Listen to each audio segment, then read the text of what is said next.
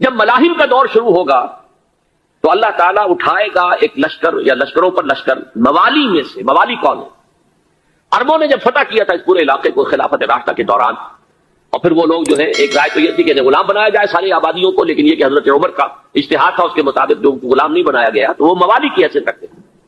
عربوں میں دم نہیں ہے، موالی میں سے لشکر اٹھیں گے کہ جو در حقیقت حضرت مہدی کی حکومت کو قائم کرے گی. دوسری حدیث سنیے، عن عبداللہ بن الحارث رضی اللہ تعالی عنہ، اور یہ ابن ماجہ کی روایت ہے. قال قال رسول اللہ صلی اللہ علیہ وسلم یخرج الناس من المشرق فیوتئون للمہدی یعنی سلطانی. لشکر نکلیں گے، لوگ آئیں گے مشرق سے، اور وہ حضرت مہدی کی حکومت کو جمائیں گے اور قائم کریں گے. اب ذرا نوٹ کیجئے کہ جزیرہ نما عرب کے مشرق میں کون سے ملک ہیں؟ 3: ایران، افغانستان، پاکستان. یہ 3 سالڈ مسلم ممالک، مسلم آبادی اکثریت. ویسے تو یہ کہ آگے ہندوستان میں 20 کروڑ مسلمان ہیں، لیکن وہ 20 کروڑ جو ہے وہ تو 80 کروڑ کے اندر تحلیل ہو جاتے ہیں غیر مسلموں میں. لیکن یہاں جو معاملہ ہے یہ غالب اکثریت کا. ان میں سے ایران کا معاملہ جہاں تک ہے، نمبر 1 یہ کہ وہ شیعہ عقائد کے حصار میں بند ہے، اس سے ادھر ادھر ہونا اس کے لیے ممکن نہیں. حدیث میں یہ بھی آتا کہ اصفہان سے 70,000 یہودی دجال کا ساتھ دیں گے. لیکن بہرحال خراسان ایک صوبہ ہے افغانستان کا اس وقت بھی شمال مشرقی کونے میں، مجھے امید ہے وہاں سے خیر کی، کیونکہ خراسان کا لفظ وہاں پہ شامل ہے. اور حضور کی حدیث میں بعد میں آپ کو سناؤں گا کہ خراسان سے فوجیں چلیں گی جو یروشلم کو دوبارہ حاصل کریں گی، فتح کریں گی. جیسے پہلے یروشلم کھویا عربوں نے تھا، دوبارہ حاصل کیا تھا کرد نے، کرد خون صلاح الدین ایوبی رحمۃ اللہ علیہ، ایسے اب پھر عربوں نے کھویا ہے، لیکن لینے والے خراسان سے لشکر آئیں گے. یخرج من خراسان رایات سود لا يردها شیء حتی تنصب بإیلیا. خراسان کے علاقے سے کالے علم لے کر لشکر چلیں گے جن کے رخ کو کوئی موڑ نہیں سکے گا جب تک کہ وہ جا کر یروشلم میں نصب نہ ہو. اس کے بعد نام آتا ہے پاکستان کا. یہ ہے میری اور آپ کی داستان، اور یہ ہے سبب جس کی وجہ سے کہ میں آپ سے یہ گفتگو کر رہا ہوں. اصل میں تو کس لیے؟ محض ایک علمی استفادہ، محض اپنی بات آراء کو ظاہر کرنے کا شوق نہیں، بلکہ یہ کہ اپنی ذمہ داری ہم پہچانے کہ ہم کس مقام پر کھڑے ہیں. دیکھیے اس پاکستان کے بارے میں یا ہندوستان کے بارے میں علامہ اقبال نے کہا تھا اپنے ترانہ ملی میں، میر عرب کو آئی ٹھنڈی ہوا جہاں سے، میرا وطن وہی ہے، میرا وطن وہی ہے. اور مجھے بتایا گیا کہ سنن ابی داؤد میں یہ روایت موجود ہے کہ حضور نے فرمایا کہ ہندوستان کی طرف سے مجھے ٹھنڈی ہوا آتی، اگرچہ مجھے وہ حدیث ابھی نہیں ملی ہے، لیکن حزب التحریر کا ایک کارڈ مجھے ملا تھا، تو اس میں اس حدیث کا اور اس میں ابن داؤد ابو داؤد کا روایت کا حوالہ موجود تھا. لیکن میں جو چیز آپ کو بتا چکا ہوں وہ یہ کہ الف ثانی کا پورا تجدیدی کارنامہ اس ہندوستان کی سرزمین میں ہوا. مجدد الف ثانی شیخ احمد سرندی، شاہ ولی اللہ دہلوی، سید احمد بریلوی، وہ تو ہمارے پاکستان میں آ کر جو ہے ان کا خون جذب ہوا ارض پاکستان میں. پھر شیخ الہند مولانا محمود حسن. تحریک خلافت چلی تو صرف ہندوستان میں چلی اور کہیں نہیں چلی. آزادی کی تحریک چلی پوری دنیا میں، وہ نیشنلزم کی بنیاد پر چلی، ملے نیشنلزم، عرب نیشنلزم، ترک نیشنلزم. ہمارے یہاں چلی تو اسلام کے نام پر پاکستان کا مطلب کیا؟ لا الہ الا اللہ. پھر پاکستان قائم ہوا معجزے کے طور پر، بلکہ نازل ہوا ہے لیلۃ القدر میں، انا انزلناہ فی لیلۃ القدر. جیسے قرآن نازل ہوا لیلۃ القدر میں، یہ پاکستان بھی نازل ہوا لیلۃ القدر میں. اس کا برقرار رہنا ابھی تک معجزہ ہے. ہندو یہ سمجھتا تھا، کانگریس سمجھتی تھی کہ جھٹپٹ ختم ہو جائے گا. پھر یہ کہ اس کا قرارداد مقاصد کا پاس ہو جانا، مزید بھی اور اضافی دفعات دستور میں آ جانا، اب کمرشل انٹرسٹ کو ربا قرار دے کر حرام قرار دینا، یہ سارے لینڈ مارکس ہیں کہ جو اشارہ کر رہے ہیں کسی چیز کی طرف، معاملہ کدھر جا رہا ہے. پھر یہ کہ یہ جو 14ویں صدی کے مجدد تھے شیخ الہند، اس کے بعد سے کچھ ایسی شخصیتیں عظیم پیدا ہوئی ہیں ہند میں جن کو میں سمجھتا ہوں کہ 14ویں صدی کے مجدد اور 15ویں صدی کے مجدد کے درمیان یہ 15ویں صدی کے مجدد کی راہ کو سیدھا کرنے والے، جیسے کہ حضرت یحییٰ نے کہا تھا میں تو آنے والے کا راستہ سیدھا کر رہا ہوں حضرت عیسیٰ کے لیے، ایسے ہی 15ویں صدی کے لیے امام مہدی کے لیے راستہ صاف کرنے والے سب سے پہلے علامہ اقبال، جنہوں نے اسلام کا تصور دین کی حیثیت سے دوبارہ زندہ کیا ہے، ورنہ اسلام ایک مذہب کی شکل اختیار کر چکا تھا. پھر مولانا مودودی، مولانا ابوالکلام آزاد حکومت الہیہ کے نعرے کے ساتھ میدان میں آئے. یہ اقبال نے جو تصور پیش کیا تھا اس پر عملی جد و جہد کے لیے حزب اللہ قائم ہوئی. نوٹ کر لیجیے 11 برس کا فرق ہے عمر کا علامہ اقبال کے اور ابوالکلام کے. اور 1913 میں جب حزب اللہ قائم کی ہے اس وقت علامہ اقبال کی ملی شاعری اپنے عروج کو پہنچ چکی تھی. پھر یہ کہ علامہ اقبال کے بعد تعبیر جو ہے اسلام کی وہ ابوالکلام نے کی، لیکن روایتی علماء کی شدید مخالفت کی وجہ سے وہ بدل ہو گئے، چھوڑ گئے، کانگریس میں شامل ہو گئے، بساط جو ہے حزب اللہ کی انہوں نے لپیٹ دی. پھر مولانا مودودی آئے، انہوں نے وہ ڈور جو ہے اس کا سرا تھاما، جماعت اسلامی قائم کی حکومت الہیہ ہی کے قیام کے لیے. اگرچہ میرے نزدیک یہ کہ وہ انتخابی اور ایک قومی سیاست کی ایک جماعت بن کر پاکستان میں جو ہے دلدل میں پھنس گئی ہے. اب ہم اس کی کوشش کر رہے ہیں, تنظیم اسلامی اور یہ تحریک خلافت جس کے تحت یہ جلسہ ہو رہا ہے, یہ ساری چیزیں وہ ہیں کہ آپ کو سوائے پاکستان کے اور کہیں نہیں ملیں گی پوری دنیا. معلوم ہوتا ہے کہ پاکستان کو بہت بڑا رول پلے کرنا ہے اس میں, اور اس کے ساتھ اب جمع کر لیجئے افغانستان کی عمارت افغانستان, اسلامی عمارت افغانستان قائم ہو چکی ہے. یہ پچھلے 20 سالوں میں جو کچھ وہاں ہوتا رہا ہے اس سے پہلے تصور نہیں ہو سکتا تھا. کابل جو ہے وہ تو جیسے پیرس کا تمدن تھا ویسے کابل کا تھا, وہی لباس, وہی اسکرٹس. یہاں جب آئے تھے شاہ ظاہر شاہ سرکاری دورے پر تو ان کی جو ملکہ صاحبہ تھی ان کے ساتھ اسکرٹ میں ملبوس تھی. کابل جو ہے وہ بالکل ایک پیرس کی طرح کا شہر تھا. آج کابل جو ہے جا کر دیکھیے, علامہ اقبال کے فرزند بھی دیکھ کر آئے ہیں, تو اگرچہ وہ خود میں سمجھتا ہوں کہ خاصے انہیں آپ لبرل کہیں, آزاد خیال کہیں, لیکن اس درجے متاثر ہو کر آئے تھے کہ انہوں نے یہ کہا افغانستان میں جو میں نے حالات دیکھے ہیں کہ اگر 2-4 اور مسلمان ملکوں کے اندر یہ نظام قائم ہو جائے تو پوری دنیا مسلمان ہو جائے گی. یہ سب کچھ کیسے ہو رہا ہے؟ یہ آنے والے دور کی جھلکیاں ہیں. Coming events are casting their shadows before. یہ سب بتا رہے ہیں کہ پاکستان افغانستان کو مل کر اس میں کوئی عظیم رول پلے کرنا ہے. اور اس کے ضمن میں اب میں علامہ اقبال کے بارے میں آخری بات کہہ رہا ہوں. علامہ اقبال کے بارے میں عام یہ خیال ہے, انہوں نے اپنے خطبات میں مہدی کا اور نزول مسیح کا, حالانکہ میں کل پڑھ رہا تھا مولانا سعید احمد اکبر آبادی رحمۃ اللہ علیہ کا ایک مقالہ ان کا کہ علامہ اقبال نے ابن خلدون کے بارے میں یہ کہا ہے کہ مہدی کا اور نزول عیسیٰ کا دونوں کا انہوں نے انکار کیا ہے. حالانکہ ابن خلدون نے نزول عیسیٰ کا انکار نہیں کیا, صرف مہدی کا انکار کیا. بہرحال علامہ اقبال نے خطبات میں انکار کیا ہے. لیکن یہ کہ اپنی شاعری کے اندر میں چیلنج کرتا ہوں کسی بڑے سے بڑے اقبال شناس کو, ان کا یہ شعر ذرا سنیے. خضر وقت از خلوت دشت حجاز آید برو, کارواں زی وادی دور و دراز آید برو. خضر وقت, امام وقت, رہنمائے وقت, قائد وقت, خلوت دشت حجاز, حجاز کی صحرا کی کسی خلوت گزینی سے نکل کر باہر آئیں گے. میں حیران ہوتا ہوں علامہ کے اس فکر پر اور اس مصرے پر. یہاں انہوں نے شیعہ اور سنی دونوں کے کانسیپٹ جمع کر دیے. شیعہ کا کانسیپٹ یہ چھپے ہوئے کسی غار میں وہاں سے برآمد ہوں گے, اور ہمارا کانسیپٹ میں ام سلمہ رضی اللہ تعالیٰ عنہ کی حدیث سنا چکا, چھپے ہوئے ہوں گے وہ وہاں پر. مدینے سے نکل کر آ کر مکے میں چھپ جائیں گے. اس خانہ جنگی کی حالت میں لوگ ان کی طرف دیکھ رہے ہوں گے, سوچتے ہوں گے انہیں میدان میں آنا چاہیے, کوئی پارٹ پلے کرنا چاہیے, امت کی رہنمائی کرنی چاہیے. لیکن وہ چھپیں گے, وہ کارے ہوں گے, وہ اس ذمہ داری کو قبول نہیں کرنا چاہیں گے, جا کے چھپ جائیں گے مکے میں. وہاں سے مکے والے انہیں نکالیں گے, اور وہ کارے ہوں گے, انہیں بالکل یہ پسند نہیں ہوگا کہ یہ ذمہ داری اٹھائیں. تو خضر وقت خلوت دشت حجاز آیت برو, کارواں زی وادی دور و دراز آیت برو. کارواں جو چلے گا ان کی مدد کے لیے اس وادی دور و دراز, اس زی عظیم وادی دور و دراز, یہ وادی سندھ ہے. وادی سندھ جو ہے ہم سمجھتے ہیں کہ صرف یہ پاکستان اور پنجاب جو ہے یہ اس میں شامل ہے. سندھ اور پنجاب نہیں, افغانستان کا پورا مشرقی علاقہ اس میں شامل ہے. جیسے دریائے جہلم سندھ میں جا رہا ہے, جیسے دریائے گلگت سندھ میں آ کر ملتا ہے, جیسے دریائے چناب اور راوی اور جہلم اور یہ سب جا رہے ہیں اور آ رہے ہیں, اسی طرح دریائے کابل کہاں سے آ رہا ہے, دریائے گومل کہاں سے آ رہا ہے, ٹوچی کہاں سے آ رہا ہے. یہ سارا جو ہے ڈرین جو ہو رہا ہے, ایسٹرن جو ہے پارٹ آف افغانستان, یہ سب وادی ہے. اس وادی کے یہ 2 حصے ہیں, ایک حصہ جو ہے یہ ادھر پاکستان میں ہے, اور اسی وادی کا دوسرا حصہ جو ہے وہ افغانستان میں ہے. کارواں زی وادی دور و دراز آیت برو, کارواں چلے گا یہاں سے. یخرج ناس من المشرق یؤتون للمہدی, یعنی سلطان ہی مشرق سے فوجیں چلیں گی کہ جو مہدی کی حکومت قائم کریں گی. اور یخرج من خراسان رایات و سود, اور خراسان سے سیاہ پرچم چلیں گے کہ جن کا رخ کوئی موڑ نہیں سکے گا, حتیٰ تنصب بیلیا, یہاں تک کہ وہ جا کر یروشلم کے اندر نصب ہو جائیں گے. حضرات میں ایک میری گفتگو کا حصہ باقی تھا لیکن میں اسے چھوڑ رہا ہوں, اس لیے کہ گلوبلائزیشن جو اس کی ہوگی, جو خلافت علی منہاج النبوہ کی تجدید کامل حضرت مہدی کے ہاتھوں عرب میں ہوگی, اس سے پہلے اس کے لیے محنت, کوشش, جدوجہد پاکستان اور افغانستان میں ہو چکی ہوگی جو اسے سپورٹ کرے گی اور وہاں جا کر حکومت قائم کرے گی. اس کے بعد گلوبلائزیشن کا جو مرحلہ اس کا ہے وہ حضرت مہدی کے ہاتھوں نہیں ہے, وہ حضرت عیسیٰ ابن مریم ان کے نزول کے بعد ہے, جن کے نزول کے بعد دجال کا خاتمہ ہوگا اور یہودیوں کا استحصال ہوگا.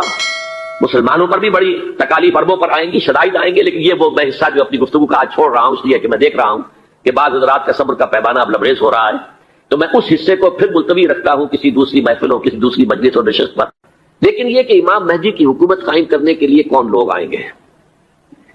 عرب جو ہیں وہ اندر سے کھوکھلے ہو چکے ہیں, عیاشی نے, دولت نے, پیسے نے, دولت, پیسہ, عیاشی, اس کی وجہ سے کھوکھلے ہوئے. یہاں میں آپ کو 2 حدیثیں سنانا چاہتا ہوں. بہت سے ہو گئے، آپ اطمینان سے تشریف رکھیے.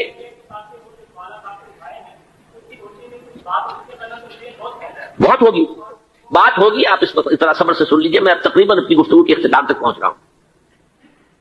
سنن ابن ماجہ کی روایت ہے حضرت ابو ہریرہ سے رضی اللہ تعالی عنہ قال قال رسول اللہ صلی اللہ علیہ وسلم اذا وقعت الملاحم بعث اللہ بعثا من الموالی هم اکرم العرب فرسا واجودہ سلاحا یوید اللہ بہم الدین. رواہ ابن ماجہ عن ابی ہریرہ رضی اللہ تعالی عنہ. جب ملاحم کا دور شروع ہوگا تو اللہ تعالیٰ اٹھائے گا ایک لشکر یا لشکروں پر لشکر موالی میں سے. موالی کون ہے؟ عربوں نے جب فتح کیا تھا اس پورے علاقے کو خلافت راشدہ کے دوران، اور پھر وہ لوگ جو ہے، ایک رائے تو یہ تھی کہ انہیں غلام بنایا جائے ساری آبادیوں کو، لیکن یہ کہ حضرت عمر کا اجتہاد تھا، اس کے مطابق جو غلام نہیں بنایا گیا تو وہ موالی کی حیثیت رکھتے ہیں. عربوں میں دم نہیں ہے، موالی میں سے لشکر اٹھیں گے کہ جو در حقیقت حضرت مہدی کی حکومت کو قائم کرے گی. دوسری حدیث سنیے عن عبداللہ بن الحارث رضی اللہ تعالی عنہ، اور یہ ابن ماجہ کی روایت ہے. قال قال رسول اللہ صلی اللہ علیہ وسلم یخرج الناس من المشرق فیوتئون للمہدی یعنی سلطانہ.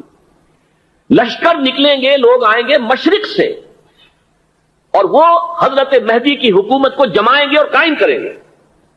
اب ذرا نوٹ کیجئے کہ جزیرہ نما عرب کے مشرق میں کون سے ملک ہیں؟ 3: ایران، افغانستان، پاکستان. یہ 3 سالڈ مسلم ممالک، مسلم آبادی اکثریت. ویسے تو یہ کہ آگے ہندوستان میں 20 کروڑ مسلمان ہیں، لیکن وہ 20 کروڑ جو ہے وہ تو 80 کروڑ کے اندر تحلیل ہو جاتے ہیں غیر مسلموں میں. لیکن یہاں جو معاملہ ہے یہ خالص اکثریت ہے. ان میں سے ایران کا معاملہ جہاں تک ہے، نمبر 1 یہ کہ وہ شیعہ عقائد کے حصار میں بند ہے، اس سے ادھر ادھر ہونا اس کے لیے ممکن نہیں. حدیث میں یہ بھی آتا کہ اصفہان سے 70,000 یہودی دجال کا ساتھ دیں گے.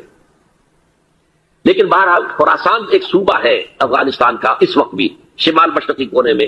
مجھے امید ہے وہاں سے خیر کی، کیونکہ خراسان کا لفظ وہاں پہ شامل ہے، اور حضور کی حدیث میں بعد میں آپ کو سناؤں گا کہ خراسان سے فوجیں چلیں گی جو یروشلم کو دوبارہ حاصل کریں گی، فتح کریں گی. جیسے پہلے یروشلم کھویا عربوں نے تھا، دوبارہ حاصل کیا تھا کرد نے، کرد خون صلاح الدین ایوبی رحمۃ اللہ علیہ، ایسے اب پھر عربوں نے کھویا ہے، لیکن لینے والے خراسان سے لشکر آئیں گے. یخرج من خراسان رایات سود لا يردها شیء حتی تنصب بإیلیا. خراسان کے علاقے سے کالے علم لے کر لشکر چلیں گے جن کے رخ کو کوئی موڑ نہیں سکے گا جب تک کہ وہ جا کر یروشلم میں نصب نہ ہو جائے. اس کے بعد نام آتا ہے پاکستان کا. یہ ہے میری اور آپ کی داستان، اور یہ ہے سبب جس کی وجہ سے کہ میں آپ سے یہ گفتگو کر رہا ہوں. اصل میں تو کس لیے؟ محض ایک علمی استفادہ، محض اپنی بات آراء کو ظاہر کرنے کا شوق نہیں، بلکہ یہ کہ اپنی ذمہ داری ہم پہچانے کہ ہم کس مقام پر کھڑے ہیں. دیکھیے، اس پاکستان کے بارے میں یا ہندوستان کے بارے میں علامہ اقبال نے کہا تھا اپنے ترانہ ملی میں، میر عرب کو آئی ٹھنڈی ہوا جہاں سے، میرا وطن وہی ہے، میرا وطن وہی ہے. اور مجھے بتایا گیا کہ سنن ابی داؤد میں یہ روایت موجود ہے کہ حضور نے فرمایا کہ ہندوستان کی طرف سے مجھے ٹھنڈی ہوا آتی، اگرچہ مجھے وہ حدیث ابھی نہیں ملی ہے، لیکن حزب التحریر کا ایک کارڈ مجھے ملا تھا، تو اس میں اس حدیث کا اور اس میں ابن داؤد ابو داؤد کا روایت کا ایک حوالہ موجود تھا. لیکن میں جو چیز آپ کو بتا چکا ہوں وہ یہ کہ الف ثانی کا پورا تجدیدی کارنامہ اس ہندوستان کی سرزمین میں ہوا. مجدد الف ثانی شیخ احمد سرندی، شاہ ولی اللہ دہلوی، سید احمد بریلوی، وہ تو ہمارے پاکستان میں آ کر جو ہے ان کا خون جذب ہوا ارض پاکستان میں. پھر شیخ الہند مولانا محمود حسن. تحریک خلافت چلی تو صرف ہندوستان میں چلی اور کہیں نہیں چلی. آزادی کی تحریک چلی پوری دنیا میں، وہ نیشنلزم کی بنیاد پر چلی، ملے نیشنلزم، عرب نیشنلزم، ترک نیشنلزم. ہمارے یہاں چلی تو اسلام کے نام پر. پاکستان کا مطلب کیا؟ لا الہ الا اللہ. پھر پاکستان قائم ہوا معجزے کے طور پر، بلکہ نازل ہوا ہے ليلۃ القدر میں. انا انزلناه فی ليلۃ القدر، جیسے قرآن نازل ہوا ہے ليلۃ القدر میں، یہ پاکستان بھی نازل ہوا ہے ليلۃ القدر میں. اس کا برقرار رہنا ابھی تک معجزہ ہے. ہندو یہ سمجھتا تھا، کانگریس سمجھتی تھی کہ جھٹپٹ ختم ہو جائے گا. پھر یہ کہ اس کا قرارداد مقاصد کا پاس ہو جانا، مزید بھی اور اضافی دفعات دستور میں آ جانا، اب کمرشل انٹرسٹ کو ربا قرار دے کر حرام قرار دینا، یہ سارے لینڈ مارکس ہیں کہ جو اشارہ کر رہے ہیں کسی چیز کی طرف، معاملہ کدھر جا رہا ہے. پھر یہ کہ یہ جو 14ویں صدی کے مجدد تھے شیخ الہند، اس کے بعد سے کچھ ایسی شخصیتیں عظیم پیدا ہوئی ہیں ہند میں جن کو میں سمجھتا ہوں کہ 14ویں صدی کے مجدد اور 15ویں صدی کے مجدد کے درمیان یہ 15ویں صدی کے مجدد کی راہ کو سیدھا کرنے والے، جیسے کہ حضرت یحییٰ نے کہا تھا میں تو آنے والے کا راستہ سیدھا کر رہا ہوں حضرت عیسیٰ کے لیے، ایسے ہی 15ویں صدی کے لیے امام مہدی کے لیے راستہ صاف کرنے والے سب سے پہلے علامہ اقبال، جنہوں نے اسلام کا تصور دین کی حیثیت سے دوبارہ زندہ کیا ہے، ورنہ اسلام ایک مذہب کی شکل اختیار کر چکا تھا. پھر مولانا مودودی، مولانا ابوالکلام آزاد حکومت الہیہ کے نعرے کے ساتھ میدان میں آئے. یہ اقبال نے جو تصور پیش کیا تھا اس پر عملی جدوجہد کے لیے حزب اللہ قائم ہوئی. نوٹ کر لیجیے 11 برس کا فرق ہے عمر کا علامہ اقبال کے اور ابوالکلام کے. اور 1913 میں جب حزب اللہ قائم کی ہے اس وقت علامہ اقبال کی ملی شاعری اپنے عروج کو پہنچ چکی تھی. پھر یہ کہ علامہ اقبال کے بعد تعمیل جو ہے اس کام کی وہ ابوالکلام نے کی، لیکن روایتی علماء کی شدید مخالفت کی وجہ سے وہ بدل ہو کر چھوڑ گئے، کانگریس میں شامل ہو گئے. بساط جو ہے حزب اللہ کی انہوں نے لپیٹ دی. پھر مولانا مودودی آئے، انہوں نے وہ ڈور جو ہے اس کا سرا تھاما، جماعت اسلامی قائم کی حکومت الہیہ ہی کے قیام کے لیے. اگرچہ میرے نزدیک یہ کہ وہ انتخابی اور ایک قومی سیاست کی ایک جماعت بن کر پاکستان میں جو ہے دلدل میں پھنس گئی ہے. اب ہم اس کی کوشش کر رہے ہیں تنظیم اسلامی اور یہ تحریک خلافت جس کے تحت یہ جلسہ ہو رہا ہے. یہ ساری چیزیں وہ ہیں کہ آپ کو سوائے پاکستان کے اور کہیں نہیں ملیں گی پوری دنیا. معلوم ہوتا ہے کہ پاکستان کو بہت بڑا رول پلے کرنا ہے اس میں. اور اس کے ساتھ اب جمع کر لیجئے افغانستان کی عمارت افغانستان، اسلامی عمارت افغانستان قائم ہو چکی ہے. یہ پچھلے 20 سالوں میں جو کچھ وہاں ہوتا رہا ہے اس سے پہلے تصور نہیں ہو سکتا تھا. کابل جو ہے وہ تو جیسے پیرس کا تمدن تھا ویسے کابل کا تھا، وہی لباس وہی اسکرٹس. یہاں جب آئے تھے شاہ ظاہر شاہ سرکاری دورے پر تو ان کی جو ملکہ صاحبہ تھی ان کے ساتھ اسکرٹ میں ملبوس تھی. کابل جو ہے وہ بالکل ایک پیرس کی طرح کا شہر تھا. آج کابل جو ہے جا کر دیکھیے، علامہ اقبال کے فرزند بھی دیکھ کر آئے ہیں. تو اگرچہ وہ خود میں سمجھتا ہوں کہ خاصے انہیں آپ لبرل کہیں، آزاد خیال کہیں، لیکن اس طرح متاثر ہو کر آئے تھے کہ انہوں نے یہ کہا افغانستان میں جو میں نے حالات دیکھے ہیں کہ اگر 2-4 اور مسلمان ملکوں کے اندر یہ نظام قائم ہو جائے تو پوری دنیا مسلمان ہو جائے گی. یہ سب کچھ کیسے ہو رہا ہے؟ یہ آنے والے دور کی جھلکیاں ہیں. Coming events are casting their shadows before. یہ سب بتا رہے ہیں کہ پاکستان افغانستان کو مل کر اس میں کوئی عظیم رول پلے کرنا ہے. اور اس کے ضمن میں اب میں علامہ اقبال کے بارے میں آخری بات کہہ رہا ہوں. علامہ اقبال کے بارے میں عام یہ خیال ہے، انہوں نے اپنے خطبات میں مہدی کا اور نزول مسیح کا، حالانکہ میں کل پڑھ رہا تھا مولانا سعید احمد اکبر آبادی رحمۃ اللہ علیہ کا ایک مقالہ ان کا کہ علامہ اقبال نے ابن خلدون کے بارے میں یہ کہا ہے کہ مہدی کا اور نزول عیسیٰ کا دونوں کا انہوں نے انکار کیا ہے. حالانکہ ابن خلدون نے نزول عیسیٰ کا انکار نہیں کیا، صرف مہدی کا انکار کیا. بہرحال علامہ اقبال نے خطبات میں انکار کیا ہے. لیکن یہ کہ اپنی شاعری کے اندر میں چیلنج کرتا ہوں کسی بڑے سے بڑے اقبال شناس کو، ان کا یہ شعر ذرا سنیے. خضر وقت از خلوت دشت حجاز آید برو، کارواں زی وادی دور و دراز آید برو. خضر وقت، امام وقت، رہنمائے وقت، قائد وقت، خلوت دشت حجاز، حجاز کی صحرا کی کسی خلوت گزینی سے نکل کر باہر آئیں گے. میں حیران ہوتا ہوں علامہ کے اس فکر پر اور اس مصرے پر. یہاں انہوں نے شیعہ اور سنی دونوں کے کانسیپٹ جمع کر دیے. شیعہ کا کانسیپٹ یہ چھپے ہوئے کسی غار میں وہاں سے برآمد ہوں گے، اور ہمارا کانسیپٹ میں ام سلمہ رضی اللہ تعالیٰ عنہ کی حدیث سنا چکا، چھپے ہوئے ہوں گے وہ وہاں پر. مدینے سے نکل کر آ کر مکے میں چھپ جائیں گے. اس خانہ جنگی کی حالت میں لوگ ان کی طرف دیکھ رہے ہوں گے، سوچتے ہوں گے انہیں میدان میں آنا چاہیے، کوئی پارٹ پلے کرنا چاہیے، امت کی رہنمائی کرنی چاہیے. لیکن وہ چھپیں گے، وہ کارے ہوں گے، وہ اس ذمہ داری کو قبول نہیں کرنا چاہیں گے، جا کے چھپ جائیں گے مکے میں. وہاں سے مکے والے انہیں نکالیں گے، اور وہ کارے ہوں گے، انہیں بالکل یہ پسند نہیں ہوگا کہ یہ ذمہ داری اٹھائیں. تو خضر وقت خلوت دشت حجاز آیت برو، کارواں زی وادی دور و دراز آیت برو. کارواں جو چلے گا ان کی مدد کے لیے اس وادی دور و دراز، اس زی عظیم وادی دور و دراز، یہ وادی سندھ ہے. وادی سندھ جو ہے ہم سمجھتے ہیں کہ صرف یہ پاکستان اور پنجاب جو ہے یہ اس میں شامل ہے. سندھ اور پنجاب نہیں، افغانستان کا پورا مشرقی علاقہ اس میں شامل ہے. جیسے دریائے جہلم سندھ میں جا رہا ہے، جیسے دریائے گلگت سندھ میں آ کر ملتا ہے، جیسے دریائے چناب اور راوی اور جہلم اور یہ سب جا رہے ہیں اور آ رہے ہیں، اسی طرح دریائے کابل کہاں سے آ رہا ہے، دریائے گومل کہاں سے آ رہا ہے، ٹوچی کہاں سے آ رہا ہے. یہ سارا جو ہے ڈرین جو ہو رہا ہے ایسٹرن جو ہے پارٹ آف افغانستان، یہ سب وادی ہے. اس وادی کے یہ 2 حصے ہیں، ایک حصہ جو ہے یہ ادھر پاکستان میں ہے اور اسی وادی کا دوسرا حصہ جو ہے وہ افغانستان میں ہے. کارواں زی وادی دور و دراز آیت برو، کارواں چلے گا یہاں سے. یخرج ناس من المشرق یؤتون للمہدی، یعنی سلطان ہی مشرق سے فوجیں چلیں گی کہ جو مہدی کی حکومت قائم کریں گی. اور یخرج من خراسان رایات و سود، اور خراسان سے سیاہ پرچم چلیں گے کہ جن کا رخ کوئی موڑ نہیں سکے گا، حتیٰ تنصب بیلیا، یہاں تک کہ وہ جا کر یروشلم کے اندر دفن ہو جائے گی.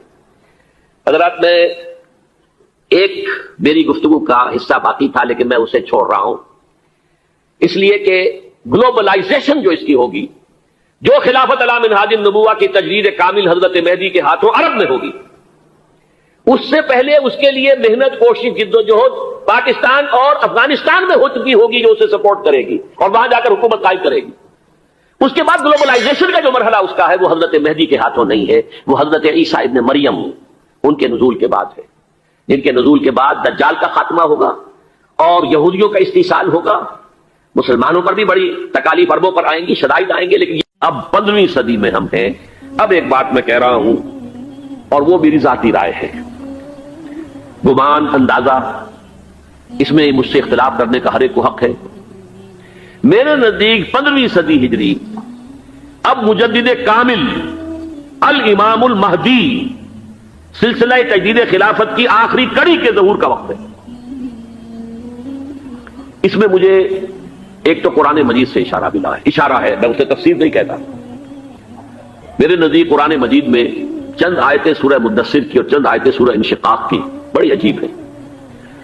سورہ مدثر کی آیات میں حضور کی آمد کا نقشہ کھینچا گیا ہے، کلا والقمر واللیل اذ ادبر والصبح اذا اسفر انہا لإحدى الکبر نذیرا للبشر لمن شاء منکم ان یتقدم او یتأخر۔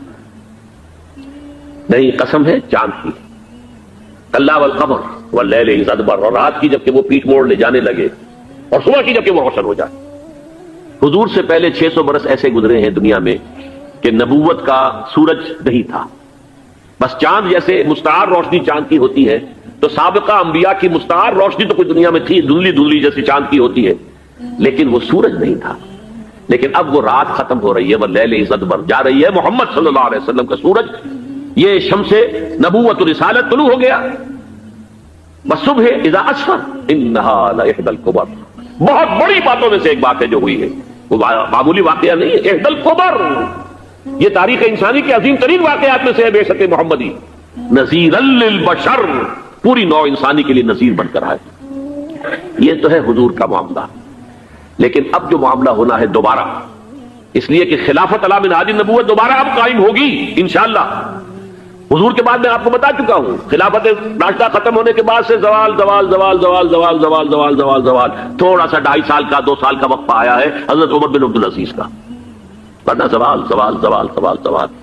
اگرچہ اس زوال کو 1000 سال لگے ہیں، یہ عمارت جو محمد نے بنائی تھی ایک دن میں نہیں گر گئی صلی اللہ علیہ وسلم، کھنڈر بتا رہے ہیں عمارت عظیم تھی، 1000 سال کے بعد پھر یورپ کے سیلاب نے آ کر اس کو گرایا ہے اور ختم کیا ہے، ورنہ 1000 سال تک سطوت و شوکت کے ساتھ امت مسلمہ تو موجود رہی ہے، چاہے اسلام جو ہے وہ حکومت کی سطح پر موجود نہیں تھا۔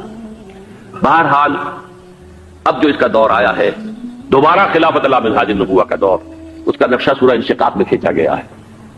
فلا اقسم بالشفق، اب دیکھیے سورج غروب ہو گیا، حضور کی بعثت کے وقت وہ سورج رسالت طلوع ہوا تھا، اب وہ سورج غروب ہو چکا ہے۔ سورج کے غروب ہونے کے بعد صرف روشنی رہ جاتی ہے شفق کی، سرخ سی، بس وہی باقی رہ گئی، اور باقی کیا رہ گیا؟ بدا الاسلام غریبا ویسعود کما بدا فطوبی للغرباء، فلا اقسم بالشفق واللیل وما وسق، رات کی سی تاریکی ہے اور جو کچھ اس نے اپنے اندر جمع کر لیا ہے، والقمر اذا اتسق، اور قسم ہے چاند کی جبکہ وہ بھر جائے، پورا بھرتا ہے کتنے دنوں میں؟ 14 دن میں۔ اور 14 صدیوں کے بعد اب پہلی صدی کا جس نے کہ تجدید کامل کی عمر بن عبدالعزیز، 14 صدیوں کے بعد اب 15ویں صدی میں الامام المہدی کے ظہور کا وقت قریب ہے۔ اب جو کچھ مجھے حضرت امام المہدی کے بارے میں کہنا ہے، دوبارہ اپنی بات دہرا رہا ہوں، یہ میرا ذاتی گمان ہے، اختلاف کیا جا سکتا ہے۔ میرا گمان یہ ہے کہ یہ اب جو مجدد آئیں گے وہ حضرت مہدی ہوں گے۔ پہلی بات تو یہ جان لیجئے کہ مہدی 2 ہیں، ایک شیعوں کے مہدی، ایک سنیوں کے مہدی، ان میں بڑا فرق ہے۔ شیعہ حضرات مہدی کو مانتے ہیں، وہ ان کے 12ویں امام ہیں، ان کے عقیدے کے مطابق انہیں پیدا ہونے کے فوراً بعد اس اندیشے سے کہ انہیں قتل کر دیا جائے گا ایک غار میں چھپا دیا گیا تھا، تقریباً 1200 برس سے وہ اس غار کے اندر ہیں، وہ روپوش ہیں، چھپے ہوئے ہیں، اسی لیے انہیں امام غائب کہا جاتا ہے، اور اب ان کا انتظار ہو رہا ہے اس لیے انہیں امام منتظر بھی کہا جاتا ہے۔ اس لیے شیعوں کے دارالعلوم جو ہوتے ہیں دارالعلوم المنتظر، وہ اس لیے کہ ان کا انتظار کیا جا رہا ہے۔ تو یہ ہے، اب وہ ان کا خیال ہے کہ آخری دور میں، آخری زمانے میں وہ ظاہر ہو جائیں گے، غار سے نکل آئیں گے۔ دیکھیے میں اس عقیدے کو اس بنا پر رد نہیں کرتا کہ یہ ناممکن ہے کہ کیسے کوئی شخص جو ہے 1200 برس تک کسی غار کے اندر زندہ رہ سکتا ہے، نہیں، میں سمجھتا ہوں ممکن ہے۔ 300 برس تک اصحاب کہف رہے کہ نہیں رہے؟ سوئے رہے، 300 ایئرس ہم مانتے ہیں۔ حضرت عیسیٰ اسی حیات عرضی کے ساتھ 2000 سال سے موجود ہیں آسمان پہ کہ نہیں ہے؟ آپ کو معلوم ہے حضرت عزیر 100 برس تک مرنے کے بعد دوبارہ زندہ کر دیے گئے. فاماتہ اللہ مئۃ عام ثم بعثہ. تو ناممکنات میں سے کوئی سوال پیدا نہیں ہوتا. لیکن یہ کہ آیا کوئی امامت معصومہ کا تصور قرآن اور حدیث سے ہمیں ملتا ہے؟ پھر یہ کیا یہ موروثی امامت کہ حضرت علی کی نسل جو حضرت فاطمہ سے چلی ہے اسی میں یہ امامت ہوگی؟ اس کے لیے ہمارے پاس کوئی دلیل نہیں ہے، ہم اس کو تسلیم نہیں کرتے. ہم تو سمجھتے ہیں کہ معصومیت ختم ہو گئی محمد الرسول اللہ صلی اللہ علیہ وسلم پر. خاتم المعصومین ہے محمد الرسول اللہ. اب ان کے بعد تو اجتہاد ہے اور خلافت ہے. عام معاملات میں اجتہاد ہوگا، نظام خلافت کا ہوگا. تو ہمارے نزدیک جو میں جس مہدی کا نام لے رہا ہوں وہ مہدی ہیں جو ایک مجدد ہوں گے، جیسے کہ مجددین کے نام میں نے آپ کو گنوائے ہیں. مجد الفسانی ہو، شاہ ولی اللہ ہو، سید احمد بریلوی ہو، شیخ الہند ہو، ایک ہوں گے انسان جو پیدا ہوں گے انسانوں کی طرح عام طور پر اپنی عمر کو پختگی کو پہنچیں گے، پھر وہ سامنے آئیں گے منظر پر، پھر وہ کام کریں گے، قیادت کریں گے.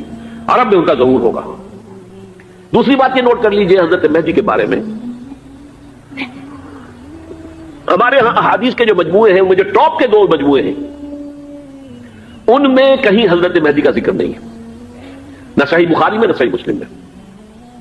لیکن ہم اسے نظر انداز نہیں کر سکتے کہ صحائح ستہ کی بقیہ 4 کتابوں کے اندر موجود ہیں، لہذا نظر انداز نہیں کر سکتے، اگنور کرنا ممکن نہیں ہے.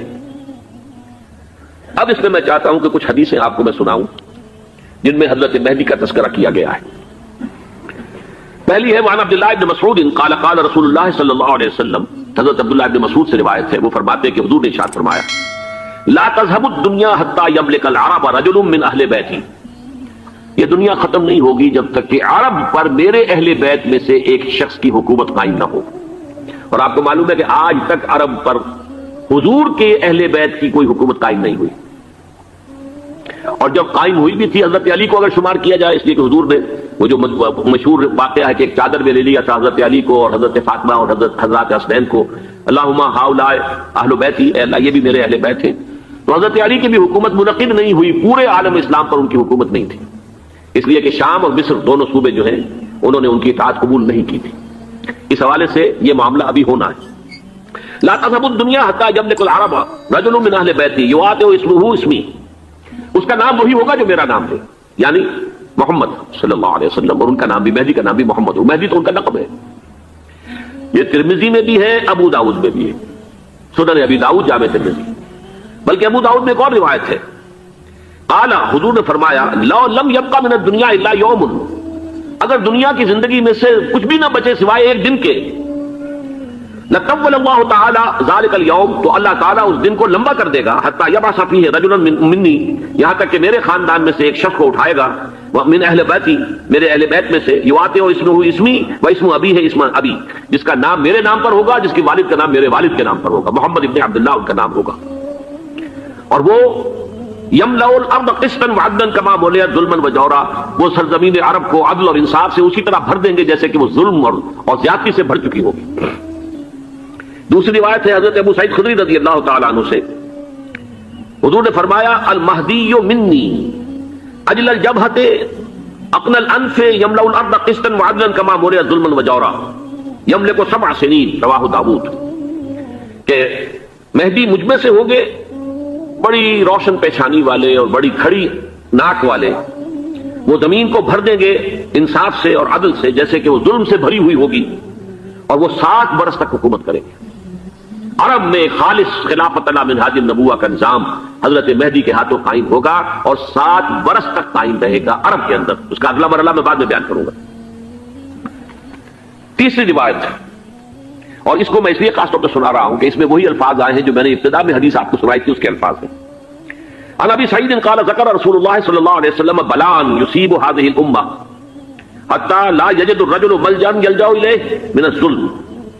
حضور نے ذکر فرمایا کہ ایک دور ایسا آئے گا انتہائی ابتلا اور آزمائش اور مصائب کا کہ کسی شخص کو کوئی سر چھپانے کی جگہ نہیں ملے گی اس ظلم سے اپنے آپ کو بچانے کے لیے. فَيَبْعَثُ اللَّهُ رَجُلًا مِنْ عِتْرَتِي وَأَهْلِ بَيْتِي، تو پھر اللہ میرے خاندان میں سے میرے اہل بیت میں سے اٹھائے گا ایک شخص کو، فَيَمْلَأُ بِهِ الْأَرْضَ قِسْطًا وَعَدْلًا، اور اس کے ذریعے سے اللہ تعالیٰ زمین کو عدل و قسط سے بھر دے گا. يَرْضَى عَنْهُ سَاكِنُ السَّمَاءِ، یہ وہی الفاظ آ گئے. اب اس سے پھر راضی ہو جائیں گے آسمانوں میں رہنے والے بھی، مساکن الارض، اور زمین میں رہنے والے بھی. لا تدع السماء من قطرها شيئا الا ثبته، آسمان اپنا ایک قطرہ بھی نہیں روکے گا مگر یہ کہ اس کو زمین کے اوپر نثار کر دے گا، بارش کی شکل میں گرا دے گا. ولا تدع الارض من نباتها شيئا الا اخرجته، اور زمین اپنی پیداوار میں سے کوئی شے نہیں چھپائے گی، نہیں روکے گی مگر خود کو ظاہر کر دے گی. چوتھی حدیث جو ہے وہ حضرت ام سلمہ سے رضی اللہ تعالی عنہ قال سمعت رسول اللہ صلی اللہ علیہ وسلم یقول المہدی من عتبتی من اولاد فاطمہ، رواہ ابو داؤد، یہ بھی سنن ابو داؤد کی روایت ہے. حضور نے فرمایا مہدی میرے خاندان سے، میرے اہل بیت سے ہوں گے، یعنی اولاد فاطمہ میں سے، اور تفسیر اس کی آتی ہے کہ حضرت حسن کی اولاد میں سے ہوں گے. پانچویں حدیث میں آپ کو سنا رہا ہوں، اور اس میں ایک عجیب مشابہت آپ کے سامنے آئے گی حضرت عمر بن عبدالعزیز کے ساتھ. یہ اول اور آخری کڑی کے درمیان مشابہت. ان علی رضی اللہ تعالی عنہ، یہ حدیث جو ہے مسند احمد ابن حنبل میں بھی ہے اور سنن ابن ماجہ میں بھی ہے. قال قال رسول اللہ صلی اللہ علیہ وسلم المہدی منا اہل البیت یصلح اللہ فی لیلۃ، مہدی ہم میں سے ہوں گے، ہمارے اہل بیت میں سے، اور اللہ ایک ہی رات میں ان کی اصلاح کر دے گا. یعنی وہ پہلے سے کوئی زیادہ روحانی یا دینی کوئی اس سے بڑی شخصیت نہیں ہوں گے، لیکن ایک ہی رات میں اللہ تعالیٰ ان کی سیرت و کردار کے اندر انقلاب عظیم برپا کر دے گا. جیسے کہ میں نے عرض کیا تھا آپ سے کہ عمر بن عبدالعزیز کی زندگی میں انقلاب عظیم آیا ہے. خلافت کا بوجھ پڑتے ہی کہاں وہ خوش باش اور خوش لباس اور خوش خوراک، وہ شہزادہ ٹھاٹ باٹ والا، جاگیر والا، گورنر کا بیٹا اور خود گورنر، اور کہاں یہ کہ اس کی وہ درویشی جو میرے نزدیک واللہ عالم، ڈرتے ڈرتے کہہ رہا ہوں، میرے نزدیک وہ حضرت ابوبکر، حضرت عمر اور حضرت علی کی درویشی کو بھی مات دے گئی. لیکن کنٹراسٹ بہت شدید ہے. وہاں جو بھی کچھ تھا وہ تدریجاً آیا تھا، ہوتے ہوتے ہوتے اور یہاں سڈن آیا. چھٹی حدیث عن انس سمعت رسول اللہ صلی اللہ علیہ وسلم یقول نحن ولد عبد المطلب سعادت اہل الجنہ، ہم عبد المطلب کی جو اولاد ہیں اور نسل ہیں، ہم جنت کے سردار ہیں. اور پھر آپ نے نام گنوائے ہیں، انا وحمزۃ وعلی وجعفر والحسن والحسین والمہدی، میں خود اور حضرت حمزہ بنو عبد المطلب میں سے، عبد المطلب کے بیٹے، اور علی اور جعفر حضرت علی کے بھائی جعفر طیار، اور حسن اور حسین حضرت فاطمہ کے لخت جگر حضرت علی کے بیٹے، والمہدی، اور آخر میں جا کر پھر مہدی. اب میں آپ کو ایک حدیث سنانے چلا ہوں، اس میں ایک عجیب نقشہ سامنے آتا ہے کہ یہ مہدی جب ظاہر ہوں گے تو کس طور سے ظاہر ہوں گے، ان کے ظہور کی کیفیت کیا ہوگی، کیف یظہر. یہ روایت ہے حضرت ام سلمہ سے رضی اللہ تعالی عنہا، حضور کی زوجہ محترمہ ہے. فرماتی ہیں ام سلمہ عن النبی صلی اللہ علیہ وسلم قال یکون اختلاف عند موت خلیفۃ، موت خلیفۃ. حضور نے فرمایا ایک خلیفہ کی موت پر اختلاف واقع ہو جائے گا، خانہ جنگی ہو جائے گی. فیخرج رجل من اہل المدینہ ہاربا الی مکہ، پھر مدینے کے لوگوں میں سے ایک شخص نکلے گا، بھاگے گا اور جا کر پناہ لے گا اور چھپ جائے گا مکے میں. فیاتیہ ناس من اہل مکہ، پھر اس کے پاس آئیں گے اہل مکہ، مکہ کے لوگ، فیخرجونہ، اور اسے نکالیں گے، جہاں وہ چھپے ہوئے ہوں گے وہاں سے نکالیں گے. وہو کارہ، اور وہ بالکل اس کو پسند نہیں کر رہے ہوں گے، نہ وہ خواہش مند ہوں گے کہ ان کے وہ ہاتھ پر بیعت کی جائے، نہ وہ یہ چاہیں گے کہ وہ میدان میں آئیں اور ان کو جو ہے اپنا لیڈر مانا جائے. وہو کارہ فیبایعونہ بین الرکن والمقام، لیکن لوگ جو ہے پھر اصرار کے ساتھ ان کے ہاتھ پر بیعت کریں گے رکن اور مقام کے درمیان. رکن وہ کونا ہے خانہ کعبہ کا جس میں حجر اسود لگا ہوا ہے، اور مقام ابراہیم جو ہے، ان دونوں کے مابین جو یہ علاقہ ہے یہاں پر وہ بیعت ہوگی. وَيُبْعَثُ إِلَيْهِ بَعْثٌ مِنَ الشَّامِ، ان کے خلاف ایک لشکر بھیجا جائے گا شام سے. نہیں کہا جا سکتا کہ باسی حکومت اس وقت کی جو ہے اس کی طرف سے کوئی مسئلہ اصلاح کا اٹھ کھڑا ہو، اس لیے کہ ابھی تو بہرحال باسی حکومت وہاں ہے. فَيُخْصَفُ بِهِمْ بِالْبَيْضَاءِ بَيْنَ مَكَّةَ وَالْمَدِينَةِ، لیکن اللہ تعالیٰ اس لشکر کو مکے اور مدینے کے درمیان وادی بیضاء میں دھسا دے گا زمین کے اندر پورے کے پورے لشکر کو. فَإِذَا رَأَى النَّاسُ ذَلِكَ، جب لوگ یہ دیکھیں گے اتنی بڑی نشانی ظاہر ہو گئی، أَتَاهُ أَبْدَالُ الشَّامِ وَعَصَائِبٌ مِنَ الْعِرَاقِ فَيُبَايِعُونَهُ، اب شام سے سارے کے سارے جو اولیاء اللہ ہیں وہ بھی آئیں گے، اور عراق سے جوک در جوک لوگ آئیں گے اور ان سے بیعت کریں گے. وَيَعْمَلُ فِي النَّاسِ بِسُنَّةِ نَبِيِّهِمْ، پھر وہ عمل کریں گے لوگوں کے مابین، حکومت کریں گے اپنے نبی کی سنت کے مطابق. وَيُلْقِي الْإِسْلَامُ بِجَرَانِهِ، اور اسلام اپنی گردن زمین پر ٹکا دے گا. وَالْأَرْضَ فِي الْأَرْضِ، زمین میں. فَيَلْبَسُ 7 سنین، پھر وہ 70 برس تک حکمران رہیں گے، 7 برس تک حکمران رہیں گے. ثم یتوفا، پھر ان کا انتقال ہوگا. ویصلی علیہ المسلمون، اور مسلمان ان پر نماز پڑھیں گے. یہ جو میں نے آپ کے سامنے نقشہ کھینچا ہے، اس سے اب میں ایک نتیجہ نکالتا ہوں. اسے بھی میرا گمان کہیے، اختلاف بھی کر سکتے ہیں آپ، اگر اس کو وزنی سمجھے تو قبول بھی کر سکتے ہیں. وہ یہ ہے کہ میرے نزدیک شاہ فہد کے انتقال پر لا محالہ یہ صورتحال پیدا ہو جائے. ولی عہد وہاں ہے عبداللہ بن عبدالعزیز. امریکہ کو وہ پسند نہیں کرتے اور امریکہ انہیں پسند نہیں کرتا. یہ بالکل تشتت بام ہے. امریکہ نے لازماً جس طریقے سے اپنے پنجے گاڑے ہیں سعودی عرب کے اندر، اپنا فوجی اڈا بنایا ہے، تو آسانی کے ساتھ وہاں سے اپنے پنجے ہٹانے کے لیے تیار نہیں. ایک حدیث میں آتا ہے قرن الشیطان، نجد سے شیطان کا سینگ برآمد ہوگا. وہ شیطان کا سینگ ہے. جو میزائل وہاں پر لگے ہوئے ہوں گے اس وقت، در حقیقت وہ سارے کے سارے جو ہے وہ شیطان کے سینگ ہیں. بہرحال کوشش وہ کرے گا کہ جیسے کہ اس نے جارڈن میں کیا، کتنے عرصے سے وہاں شاہ حسین کا چھوٹا بھائی حسن جو ہے وہ ولی عہد تھا، عین وقت کے اوپر آ کر، اور پتہ نہیں کیسی کیسی دوائیاں دے کر اسے لے کر آئے ہیں شاہ حسین کو، مرتے ہوئے کو تھوڑی دیر زندہ رکھنے کے لیے، اور وہ تبدیلی کروا کر جو ہے واپس لے گئے. تو یہ معاملہ ہوا ہے، تبدیلی کروا دی، وہاں تو ہو گئی آرام سے، کوئی بات نہیں. بحرین میں بھی غالباً ایسا ہی معاملہ ہوا ہے، واللہ عالم. مجھے یاد پڑتا ہے کہ وہ چاہتے ہیں کہ ہمارا پسند کا آدمی آئے.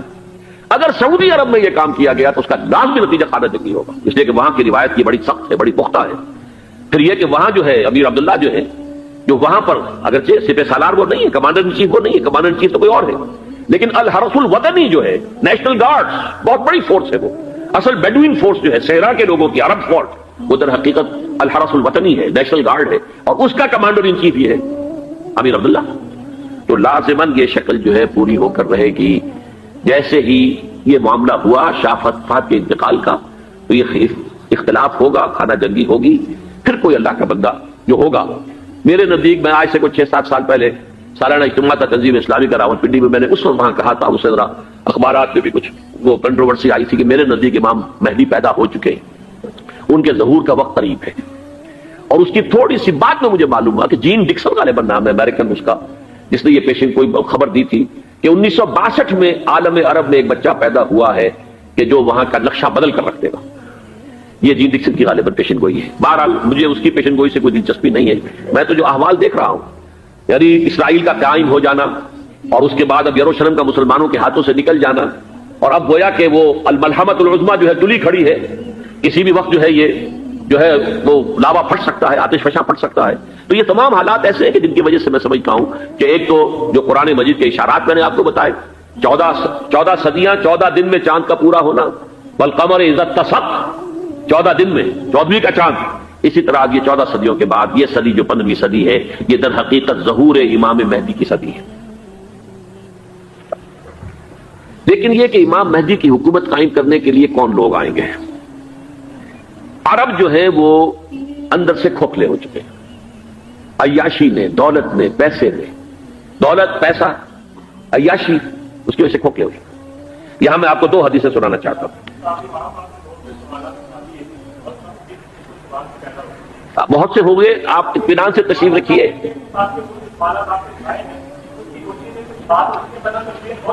بہت ہوگی، بات ہوگی، آپ اس طرح صبر سے سن لیجئے. میں اب تقریباً اپنی گفتگو کے اختتام تک پہنچ رہا ہوں. سنن ابن ماجہ کی روایت ہے حضرت ابو ہریرہ سے رضی اللہ تعالی عنہ، قال قال رسول اللہ صلی اللہ علیہ وسلم اذا وقعت الملاحم بعث اللہ بعثا من الموالی هم اکرم العرب فرسا واجودهم سلاحا یوید اللہ بهم الدین. رواہ ابن ماجہ عن ابی ہریرہ رضی اللہ تعالی عنہ. جب ملاحم کا دور شروع ہوگا تو اللہ تعالیٰ اٹھائے گا ایک لشکر یا لشکروں پر لشکر موالی میں سے. موالی کون ہے؟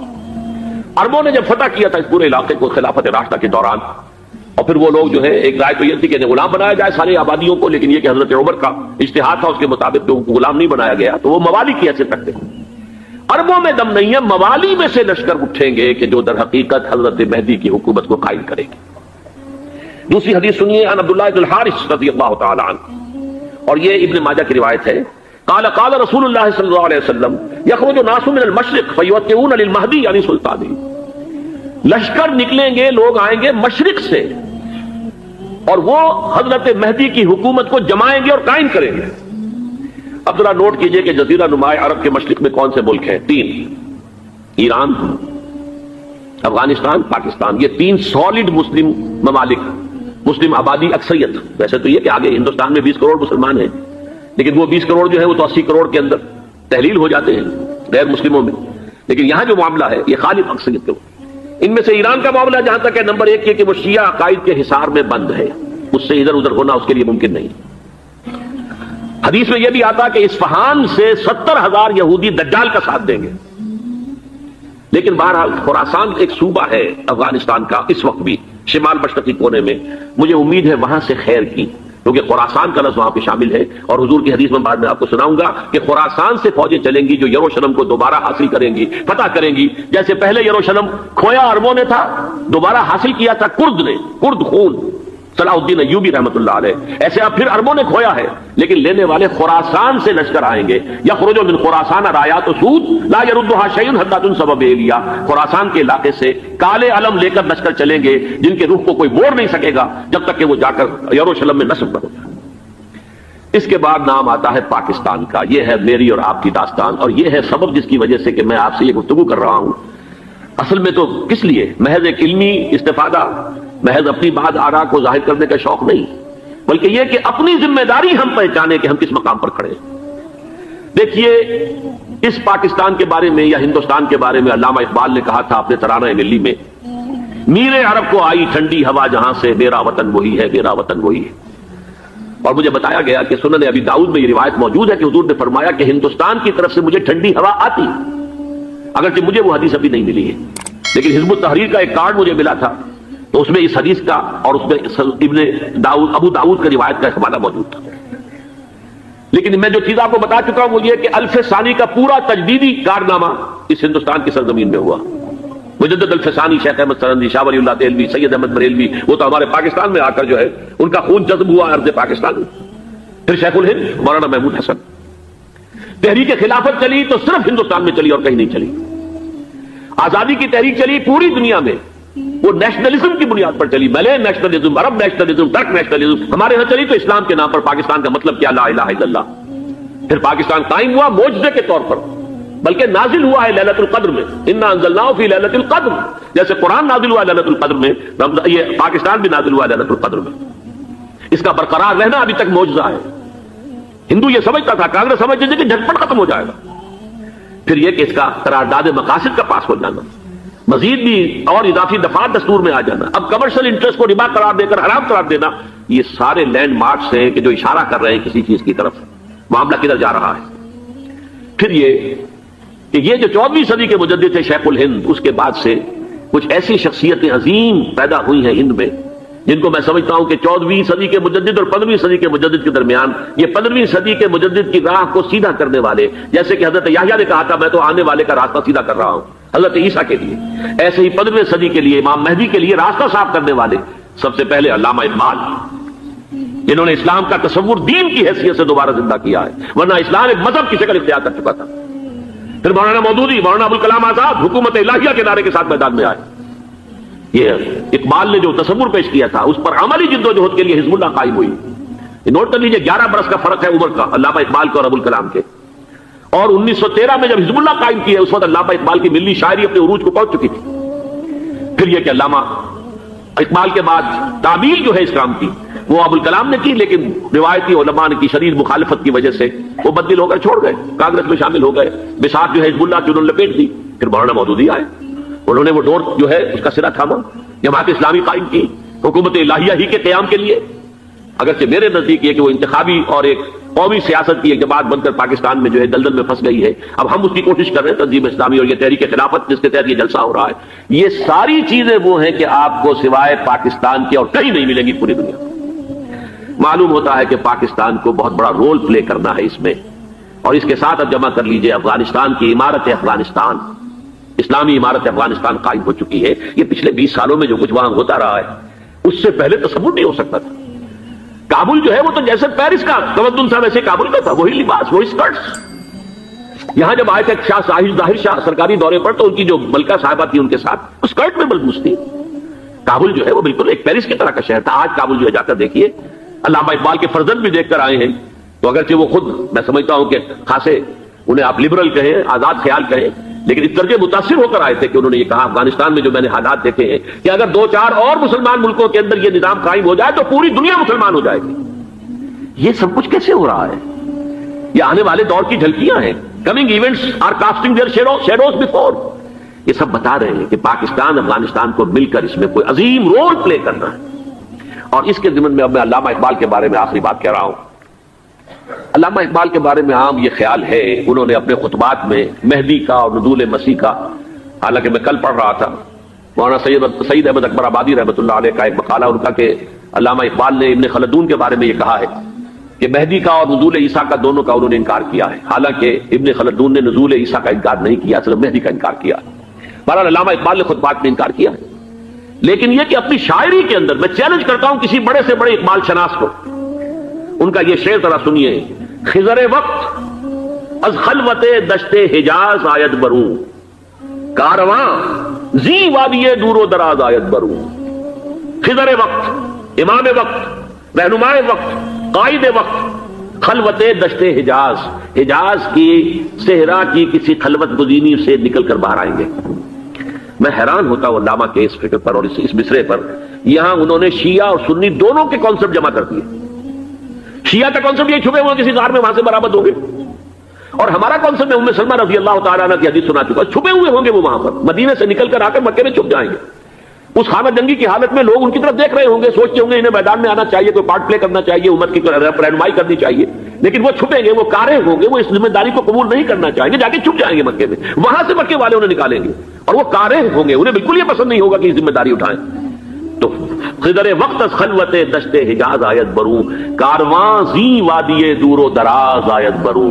کارواں جو چلے گا ان کی مدد کے لیے اس وادی دور و دراز، اس زی عظیم وادی دور و دراز، یہ وادی سندھ ہے۔ وادی سندھ جو ہے ہم سمجھتے ہیں کہ صرف یہ پاکستان اور پنجاب جو ہے یہ اس میں شامل ہے، سندھ اور پنجاب نہیں، افغانستان کا پورا مشرقی علاقہ اس میں شامل ہے۔